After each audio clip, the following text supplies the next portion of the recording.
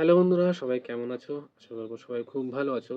তো আরেকটা নতুন ভিডিওতে তোমাদেরকে স্বাগত জানাই। তো এখন বাজে রাত প্রায় 10:30।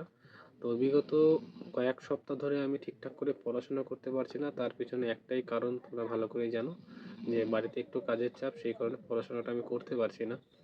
তো হঠাৎ করে আমার কিছুদিন ধরে আমার একটু গিল্টি ফিল হচ্ছিল যে আমি পড়াশোনা করতে পারছি না, আমাকে ঠিকঠাক করে আবার পড়াশোনা করতে হবে।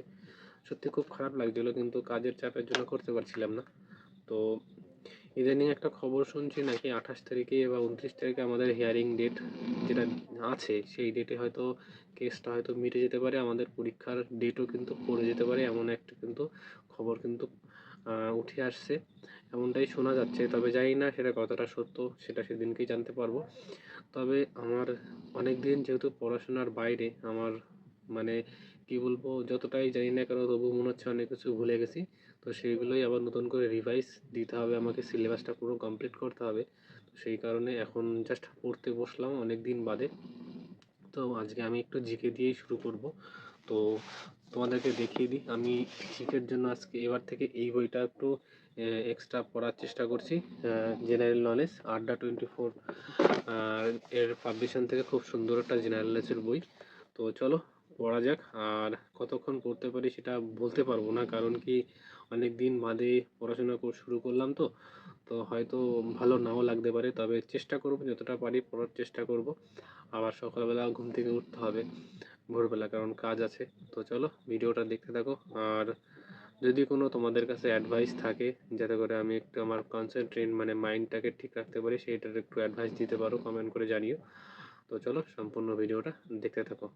তো বন্ধুরা, বইটা পড়ার আগে তোমাদের কাছে একটু বইয়ের সম্বন্ধে একটুখানি বলা দরকার। বইটা এতটাই ভালো বই যে এখানে দেখতে পাচ্ছ প্রথম চ্যাপ্টার হলো ইতিহাস।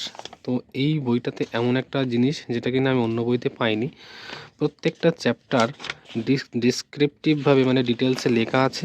এবং চ্যাপ্টার কমপ্লিট হওয়ার পরে এখানে দেখতে পাচ্ছ প্রত্যেকটা চ্যাপ্টারে কিন্তু এরকম এমসিকিউ কিন্তু দেওয়া আছে, ঠিক আছে?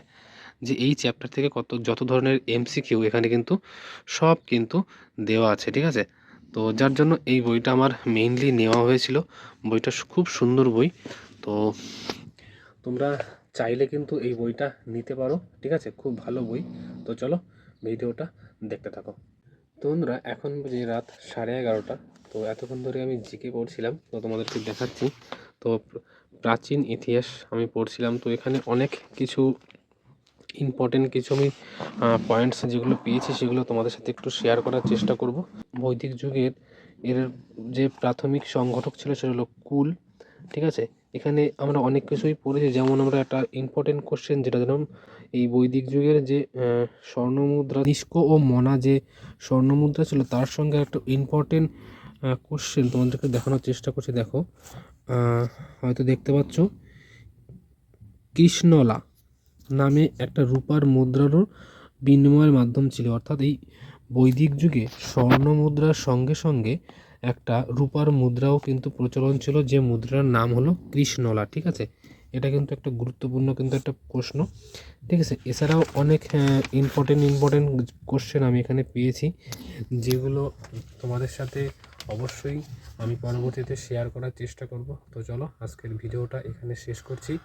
সবাই মন দিয়ে পড়াশোনা করো। সত্যি কথা বলতে অনেক দিন বাদে পড়াশোনা করছি, তো যার জন্য একটু কনসেন্ট্রেট মানে রাখতে পারছি না, ভালো লাগছে না আর পড়তে।